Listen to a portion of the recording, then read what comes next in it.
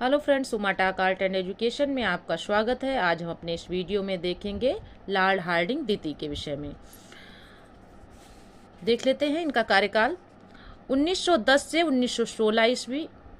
Lord Hardinge द्वितीय के समय में ब्रिटेन के राजा जॉर्ज पंचम भारत आए थे। 12 दिसंबर 1911 ईस्वी में दिल्ली में एक भव्य दरबार का आयोजन हुआ। यहाँ पर बंगाल विभाजन को रद्द करने की घोषणा की गई। यानी जो बंगाल विभाजन हो गया था उसको जो है उसकी घोषणा की गई कि बंगाल विभाजन को रद्द कर दिया जाए एवं भारत की राजधानी कलकत्ता से दिल्ली स्थानांतरित की गई। 1912 ईस्वी में दिल्ली भारत की राजधानी बनी। लॉर्ड हार्डिंग द्वितीय के समय गोपाल कृष्ण गोखले ने 1910 से 1911 में अनिवार्य एवं निःशुल्क प्राथमिक शिक्षा प्रारंभ करने के लिए इंपीरियल लेजिस्लेटिव काउंसिल में विधेयक प्रस्तुत किया।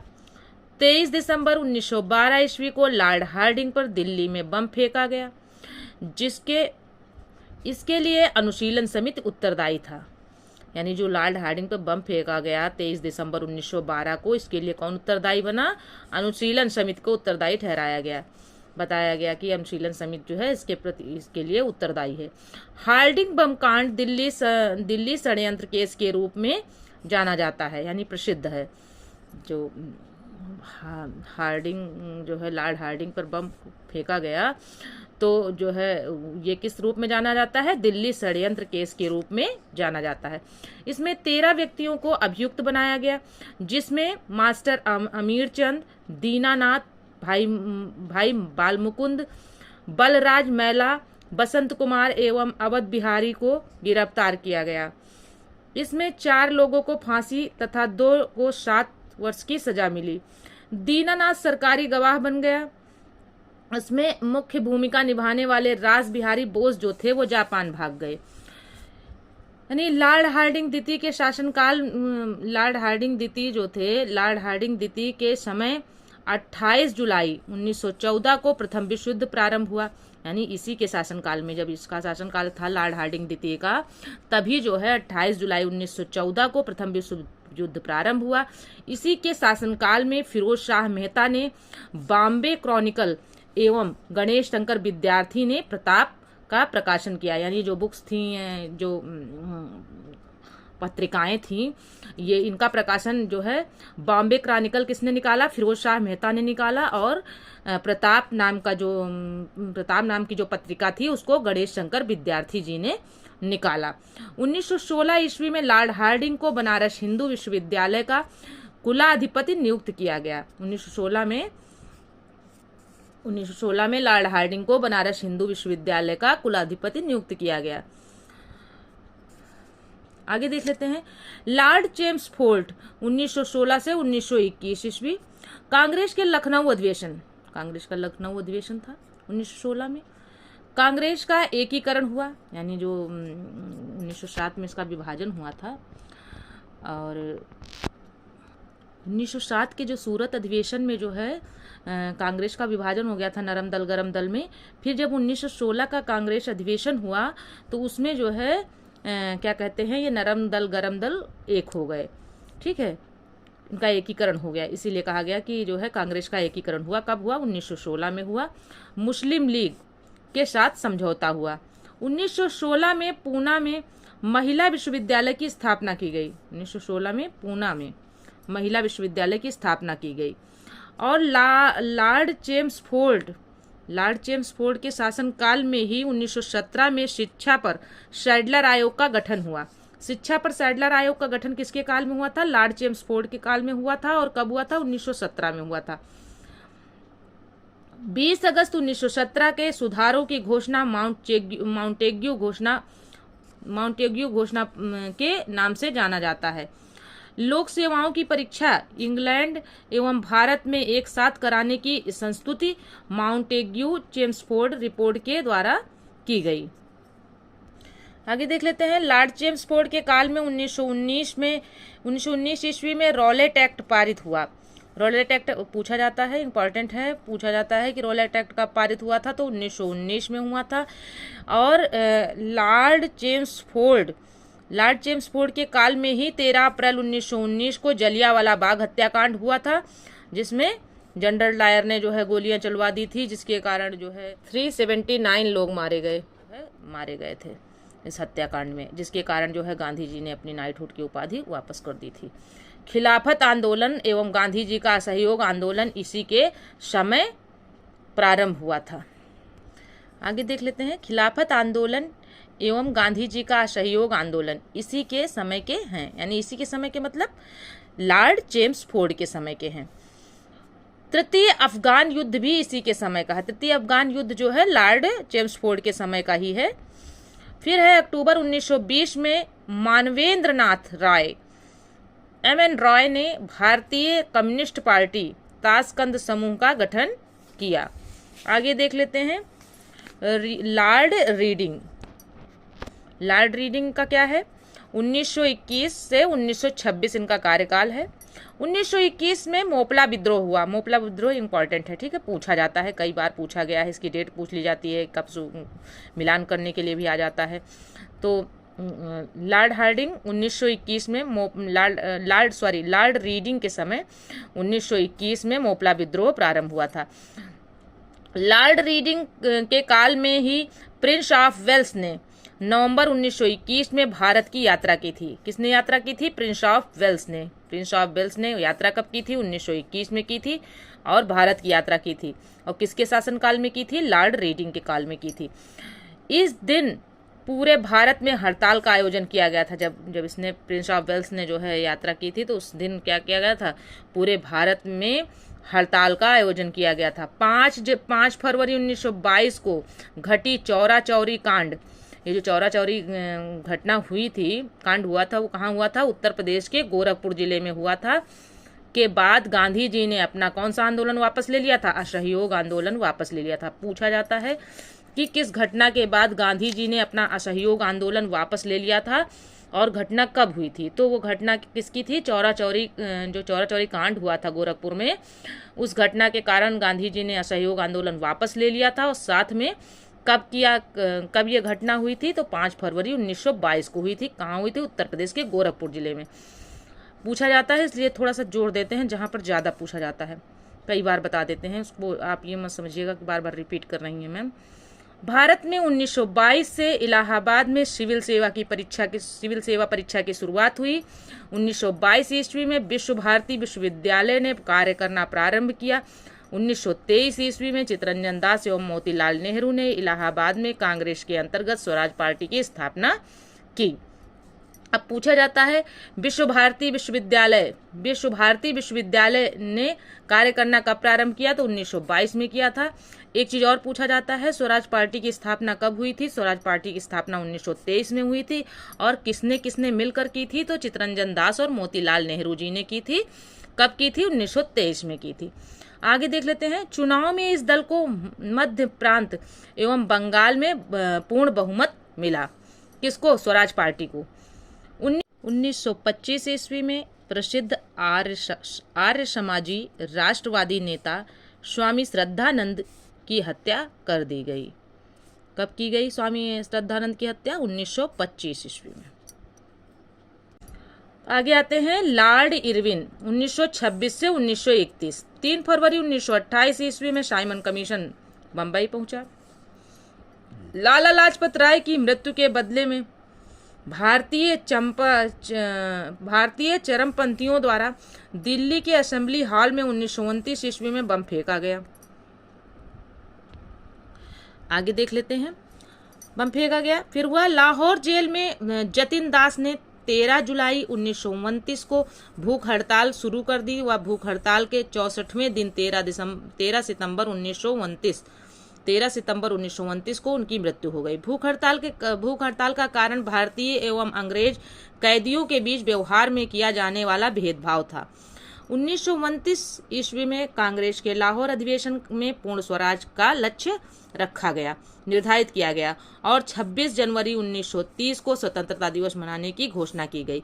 इसमें एक क्वेश्चन पूछा जाता है, पूर्ण स्वराज की मांग किस अधिवेशन में की गई थी? तो 1929 के कांग्रेस के लाहौर अधिवेशन, कांग्रेस का जो लाहौर अधिवेशन हुआ था 1929 वाले अधिवेशन में जो है पूर्ण स्वराज की मांग की थी। और पूर्ण स्वराज की मांग जो है, ये पूर्ण स्वराज की मांग किसने रखी थी? तो पंडित जवाहरलाल नेहरू ने। सविनय अवज्ञा आंदोलन के दौरान महात्मा गांधी को 5 मई 1930 ईस्वी को गिरफ्तार कर लिया गया। 25 जनवरी 1931 ईस्वी को वायसराय इरविन बिना कोई शर्त के उन्हें रिहा कर दिया गया। 12 नवंबर 1930 ईस्वी में लंदन में प्रथम गोलमेज सम्मेलन हुआ। प्रथम गोलमेज सम्मेलन कब प्रारंभ हुआ? 12 नवंबर 1930 ईस्वी में। कहाँ हुआ? लंदन में हुआ। इस सम्मेलन में कांग्रेस ने भाग नहीं लिया। इस सम्मेलन में कांग्रेस ने भाग नहीं लिया था। 4 मार्च 1931 को गांधी इरविन समझौता, इरविन समझौता कब हुआ था? 1931 में हुआ था। कब हुआ? 4 मार्च 1931 में हुआ यह समझौता। समझौते पर हस्ताक्षर किया था गांधी जी और साथ ही सविनय अवज्ञा आंदोलन को स्थगित कर दिया। सविनय अवज्ञा आंदोलन कब स्थगित हुआ? 4 मार्च 1931 को, और गांधी इरविन समझौता भी उसी समय हुआ।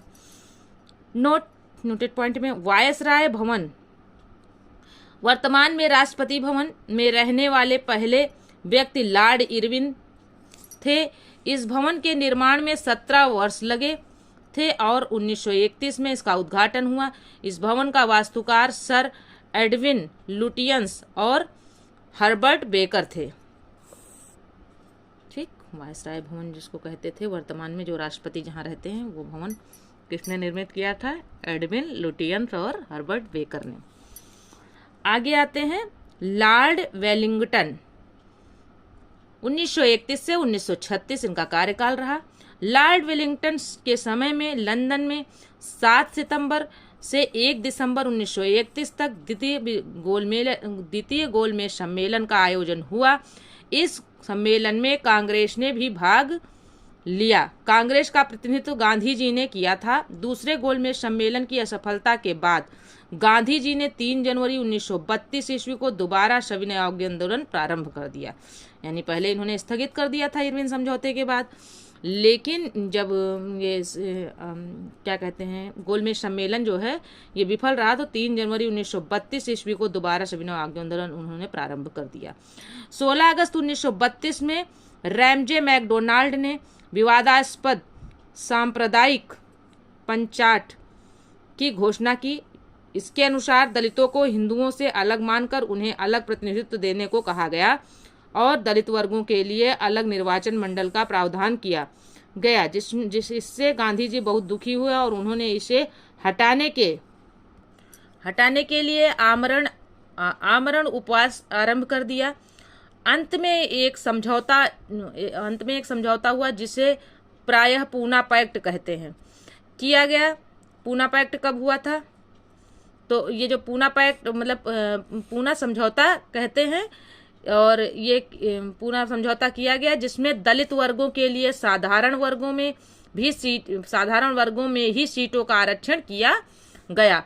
पूना समझौता 24 सितंबर 1932 ईस्वी को हुआ। 24 सितंबर 1932 को, यानी पूना पैक्ट कब हुआ था? 24 सितंबर 1932 को हुआ था। 17 नवंबर से 24 दिसंबर 1932 ईस्वी तक लंदन में तृतीय गोलमेज सम्मेलन का आयोजन हुआ। कांग्रेस ने इसमें भाग नहीं लिया। यानी अब इससे कन्फर्म मतलब पता चल गया कि जो है कांग्रेस ने केवल द्वितीय गोलमेज सम्मेलन में भाग लिया था, जिसकी अध्यक्षता गांधी जी ने की थी। और यहीं पर पूछा जाता है कि सभी सम्मेलनों में भाग किसने लिया था? सभी गोलमेज सम्मेलनों में भाग किसने लिया था? तो बाबा भीमराव अंबेडकर जी थे। उन्होंने तीनों गोलमेज सम्मेलनों में भाग लिया था। आगे देख लेते हैं। बिहार में 1934 ईस्वी में भयंकर भूकंप आया। भारत सरकार अधिनियम 1935 पास किया गया। इस अधिनियम ने ब्रिटिश भारत में प्रांतीय स्वायत्तता शुरू की। लॉर्ड वेलिंगटन ने कांग्रेस के बंबई अधिवेशन 1915 ईस्वी में हिस्सा लिया था। इस अधिवेशन की अध्यक्षता पर सत्येंद्र प्रसन्न सिन्हा ने की थी। इस अधिवेशन की अध्यक्षता किसने की थी? सर सत्येंद्र प्रसन्न सिन्हा ने की थी। किसने की थी? सर सत्येंद्र प्रसन्न सिन्हा ने की थी। आगे देखते हैं लिनलिथगो। अब यहाँ से देख लेते हैं। लॉर्ड लिनलिथगो 1936 से 1943 ईस्वी, इसके समय में यानी लॉर्ड लिनलिथगो के समय में पहली बार चुनाव कराए गए। कांग्रेस ने 11 में से 8 प्रांतों बॉम्बे, मद्रास, बिहार, संयुक्त प्रांत, मध्य प्रांत, उड़ीसा, उत्तरी पश्चिमी सीमा प्रांत, असम में अपनी सरकारें बनाईं। प्रथम 6 प्रांतों में कांग्रेस को स्पष्ट बहुमत मिला। बंगाल, असम, उत्तर पश्चिम सीमा प्रांत, पंजाब और सिंध में कांग्रेस को पूर्ण बहुमत नहीं मिला। 1 सितंबर 1939 ईस्वी को द्वितीय विश्व युद्ध प्रारंभ हुआ। अब यहाँ पूछा जाता है, ये डेट इसलिए याद रखनी जरूरी होती हैं कि मैचिंग में जब आता है या फिर कभी कभी जब क्रम से लगाने के लिए आ जाता है तब दिक्कत होती है, तो इसलिए डेट्स भी मायने रखती है। तो थोड़ा सा इसको भी ध्यान रखें, क्योंकि ये बुक ऐसी है कि इसमें सारे इंपॉर्टेंट पॉइंट्स ऑलरेडी हैं, केवल आपको ध्यान देना है। 1 सितंबर 1929 ईस्वी को द्वितीय विश्व युद्ध प्रारंभ हुआ। ब्रिटिश सरकार ने बिना भारतीयों से पूछे भारत को भी युद्ध में झोंक दिया। कांग्रेस ने इसका विरोध करते हुए नारा दिया, ना कोई भाई ना कोई पाई, और अब इसने अपने द्वारा शासित प्रांतों के सभी मंत्रिमंडलों से त्यागपत्र दे दिया। 1 मई 1939 में सुभाष चंद्र बोस ने फॉरवर्ड ब्लॉक नाम की एक नई पार्टी बनाई। अब ये जो है फॉरवर्ड ब्लॉक पूछा जाता है, इम्पोर्टेंट है। फॉरवर्ड ब्लॉक नाम की संस्था किसने बनाई थी? 1 मई 1939 को सुभाष चंद्र बोस जी ने बनाई थी। मार्च 1940 में लीग के लाहौर अधिवेशन में पहली बार पाकिस्तान की मांग की गई। कब की गई? मार्च 1940 में। इस प्रस्ताव का प्रारूप सिकंदर हयात खान ने बनाया था और फजलुल हक ने प्रस्तुत किया था। खजीकुज्मा ने इसका समर्थन किया था। 8 अगस्त 1940 ईस्वी को अगस्त प्रस्ताव अंग्रेजों के द्वारा लाया गया। अंग्रेजों के द्वारा अगस्त प्रस्ताव कब लाया गया था? 8 अगस्त 1940 को। तो अगस्त में है, याद रखना है। अगस्त प्रस्ताव 8 अगस्त 1940 को लाया गया। अगस्त प्रस्ताव किसने लाया था? अंग्रेजों द्वारा लाया गया था। पूछा जाता है, इंपॉर्टेंट भी है। मार्च 1942 में क्रिप्स मिशन आया। क्रिप्स मिशन भी इंपॉर्टेंट है, 1942 में आया था। कांग्रेस और मुस्लिम लीग दोनों ने क्रिप्स प्रस्तावों को अस्वीकार कर दिया। पंडित जवाहरलाल नेहरू एवं मौलाना आजाद क्रिप्स मिशन के साथ कांग्रेस के आधिकारिक वार्ताकार थे। 9 अगस्त 1942 को कांग्रेस ने भारत छोड़ो आंदोलन प्रारंभ किया, यानी गांधी जी ने भारत छोड़ो आंदोलन का प्रारंभ किया था 9 अगस्त 1942 को ग्वालियर टैंक के मैदान में। भारत छोड़ो आंदोलन को अगस्त क्रांति के नाम से भी जाना जाता है। ये एक नया पॉइंट मिला आपको। आप भारत छोड़ो आंदोलन तो आपने सुना होगा, लेकिन अगस्त क्रांति नहीं सुनी होगी। अगर डीपली जो है जाएंगे तो भारत छोड़ो की जगह अगर अगस्त क्रांति के नाम से भी जाना जाता है, तो यानी अगस्त क्रांति लिख के आ जाए तो यही समझिएगा कि 9 अगस्त 1942 को जो भारत छोड़ो आंदोलन हुआ था वही जो है अगस्त क्रांति भी है। 1943 ईस्वी में बंगाल में भयानक अकाल पड़ा। आगे देख लेते हैं। लॉर्ड वेवेल 1944 से 1947 ईस्वी। वायसराय वेवेल ने 25 जून 1945 ईस्वी को शिमला में एक सम्मेलन बुलाया। इस सम्मेलन में कांग्रेस प्रतिनिधिमंडल का नेतृत्व अबुल कलाम आजाद ने किया था। अबुल कलाम आजाद जी ने किया था, जो इनकी पुस्तक का नाम है wings of fire, Abul Kalam Azad की ही है। गांधी जी ने सम्मेलन में भाग लिया। यद्यपि वे शिमला में उपस्थित रहे, सम्मेलन के दौरान मुस्लिम लीग द्वारा यह शर्त रखी गई कि वायसराय की कार्यकारिणी परिषद में नियुक्त होने वाले सभी मुस्लिम सदस्यों का चयन वह स्वयं करेगी। मुस्लिम लीग का यह अड़ियल रूप 14 जुलाई तक बना रहा। अतः वेवेल 14 जुलाई 1945 को सम्मेलन के विफलता की घोषणा की। 1945 में बनी क्लीमेंट एटली की अध्यक्षता वाली लेबर पार्टी पूछी जाती है, लेबर पार्टी की स्थापना कब हुई थी? 1945 में हुई थी। किसने की थी? क्लीमेंट एटली ने की थी। पार्टी की सरकार द्वारा की गई प्रथम कार्यवाही के अंतर्गत भारत में आम चुनाव करवाना था। दिसंबर 19 एक बार फिर से देख लेते हैं फ्रेंड्स। 1945 में बनी क्लीमेंट एटली की अध्यक्षता वाली लेबर पार्टी की सरकार द्वारा की गई प्रथम कार्यवाही के अंतर्गत भारत में आम चुनाव करवाना था। तो ये लेबर पार्टी की स्थापना कब हुई थी? 1945 में हुई थी। किसने की थी? क्लेमेंट एटली ने की थी। एटली ने। ठीक है, आगे देख लेते हैं। दिसंबर 1945 में घोषित चुनाव परिणामों में केंद्रीय विधान तथा प्रांतीय विधानमंडलों में कांग्रेस को पर्याप्त बहुमत मिला। केंद्रीय विधानसभा में कांग्रेस को निर्वाचन क्षेत्रों में 91.3% मत मिले। मुस्लिम लीग ने सभी मुस्लिम सीटें जीत ली। प्रांतीय विधानमंडल में कांग्रेस को बम्बई, मद्रास, संयुक्त प्रांत बिहार, उड़ीसा और मध्य प्रांत में पूर्ण बहुमत मिला। मुस्लिम लीग को बंगाल तथा सिंध में बहुमत मिला। पंजाब में कांग्रेस, अकालियों और यूनियनिस्ट पार्टी की साझा सरकार बनी। कैबिनेट मिशन 1946 ईस्वी में भारत आया। इस मिशन के सदस्य थे Stafford Cripps, Pethick Lawrence, A.B. Alexander. ठीक है, और उसके बाद फिर 20 फरवरी 1947 ईस्वी में प्रधानमंत्री लॉर्ड क्लीमेंट एटली लेबर पार्टी ने हाउस ऑफ कॉमन्स में यह घोषणा की कि जून 1948 ईस्वी तक प्रभुसत्ता भारतीयों के हाथ में दे देंगे। आगे आते हैं। लॉर्ड माउंटबेटन, मार्च 1947 से जून 1948। सत्ता हस्तांतरण के लिए 24 मार्च 1947 को भारत का गवर्नर जनरल लॉर्ड माउंटबेटन को बनाया गया। भारत का गवर्नर जनरल किसे बनाया गया? लॉर्ड माउंटबेटन को बनाया गया। 3 जून 1947 को माउंटबेटन योजना घोषित, इसमें भारत विभाजन शामिल था। 4 जुलाई 1947 को ब्रिटिश संसद में एटली द्वारा भारतीय स्वतंत्रता विधेयक प्रस्तुत किया गया, जिसे 18 जुलाई को स्वीकृति मिली। विधेयक के अनुसार भारत और पाकिस्तान 2 स्वतंत्र राष्ट्रों की घोषणा की गई। 15 अगस्त 1947 को भारत स्वतंत्र हुआ और स्वतंत्र भारत का प्रथम गवर्नर जनरल लॉर्ड माउंटबेटन हुए। स्वतंत्र भारत के पूछा जाता है ये क्वेश्चन कि भारत तो स्वतंत्र हुआ है, तो सबको पता है कि 15 अगस्त 1947 को स्वतंत्र हुआ, बट स्वतंत्र भारत का प्रथम गवर्नर जनरल देखिएगा कौन बना? लॉर्ड माउंटबेटन हुए। आगे नोटेड पॉइंट में देख लेते हैं। स्वतंत्र भारत के प्रथम एवं अंतिम भारतीय गवर्नर जनरल चक्रवर्ती राजगोपालाचारी को बनाया गया। दोनों में अंतर है, ध्यान दीजिएगा। प्रथम, जहां पर यहाँ पे देख लीजिए इस लाइन में क्या लिखा हुआ है? स्वतंत्र भारत का प्रथम गवर्नर जनरल।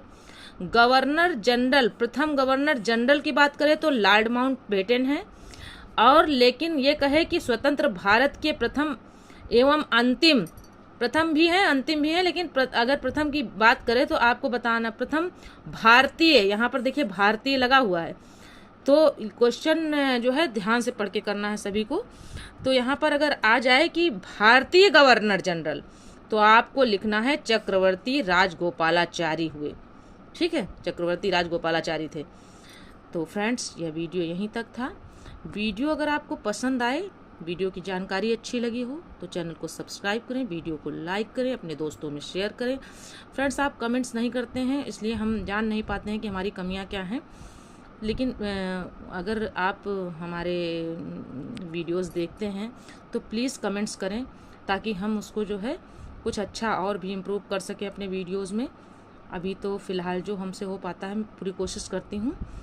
तो फ्रेंड्स, यह वीडियो यहीं तक है। मिलते हैं अगले वीडियो में, तब तक के लिए जय हिंद, जय भारत। और सभी भाइयों को धन्यवाद, सभी फ्रेंड्स को जिन्होंने हमें कमेंट्स किया कि आपका वीडियो अच्छा है। उन सबको भी बहुत बहुत धन्यवाद, दिल से आभार है। Okay friends.